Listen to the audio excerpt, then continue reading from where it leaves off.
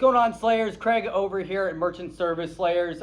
Today we got a good topic we want to cover with you guys. It is the think about it, the objection. But before we jump in there, if you all like the content we're putting out there, if you guys like what we're doing here, please go ahead and like, share, and subscribe to our page. Ring that bell. That way you get notified every single time we're coming out with new videos. It also helps us with the algorithm, gets us in front of more people that we can go ahead and help, just like yourselves, okay, guys? With that being said, what we're going to be covering today, like I stated, is the think about it objection. Now, I know that we've covered a lot of objections in the past, and this is probably one of the most common ones that you're going to run into while you're out there. And what I want to kind of cover with this is it's the way that I handle these types of objections, like if I'm in an actual presentation, is a lot different than how I handle them if I'm out there prospecting. If you guys remember, there was a video a week or two ago that we came out with on through the door objections that you're getting while you're prospecting out there, and how you're really not going to want to pay attention too much to them. You're going to want to deflect a ton. I deflect a tiny bit when I'm in my actual presentation, but the majority of the time I'm going to confront the actual objection that I'm getting. So in this instance, I'm going to confront the think about it objection.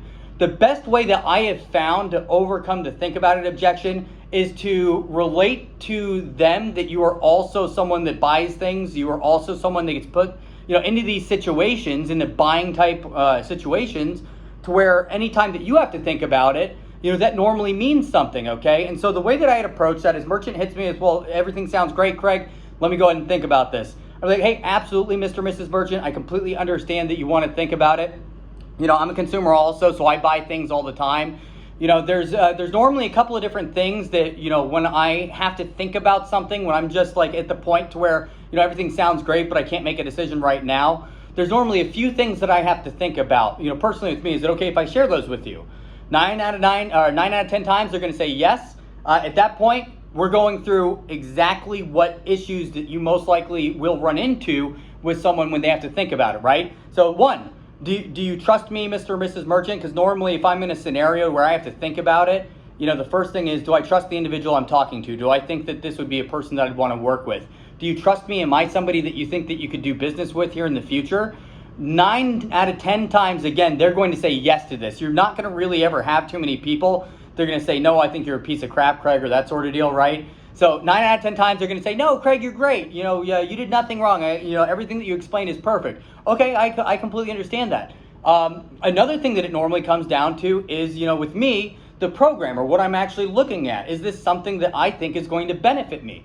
Do you see the value in doing, XYZ program? With us at Go Free Payments, that's the organization we have, it would be cash discounting. Do you see the value in having 95% of your processing fees disappear overnight? Is that something that would help your business, grow through investing that money into advertising or whatever you want to invest it into? Or could that money be put to better use, right? Again, I'm going to get hit right here with either product objection, okay? They don't like cash discounting, or they're going to say, no, Craig, everything's fine with the product. I completely get it. It makes a ton of sense. I like cash discounting. And at this point, I'm going to go into the money. Now, with cash discounting, what we do, it's normally not the money. We're saving them, thousands of dollars a year plus, sometimes $15,000, $20,000, $30,000, $40,000, $50,000 a year. Tons of money, right? So it's normally not the money. So I'm going to go smash into that one. Is there a problem with the money? Is there a problem with the equipment that I'm providing you? Where's the issue at, right? I'm going to attack what normally the issues are that these individuals would have, and I'm relating it to me as a buyer. When I buy something, these are things that I would have issues with, okay? Now, what you're looking for when you're going through this is you're trying to find where they kind of stutter step a little bit, all right? Either they're going to straight out come at you with whatever the issue is, which is great. That means that you built up good enough rapport to where they can still talk to you, right? Or you're going to catch them kind of like stutter or stall for a quick second when you hit the one that they're having an issue with.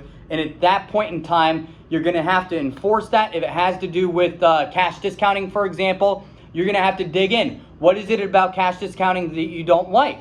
Is it the way that we're displaying it on the receipts? Is it the way that you feel your customers are going to feel? Is it a concern of you losing profitability? Like, what is the true concern here? And you have to break that down. You have to peel the onion back, and you have to figure out exactly what they have an actual issue with, okay? That goes with, if it's you as the problem, maybe you get some support staff on the line to help seal the deal, and you're no longer a part of it for whatever reason. Maybe your breath smelled bad that day. Or if it has to do with the money, it's the finances, maybe it's the equipment. If you guys do leasing or you're selling the POS stations out there, maybe they're looking at the cost. Maybe the cost is an issue, and you have to dig in and see what value you didn't bring to the table to justify that cost. Okay, guys, that's all I got for you guys. Thank you so much for joining us again on Merchant Service Layers.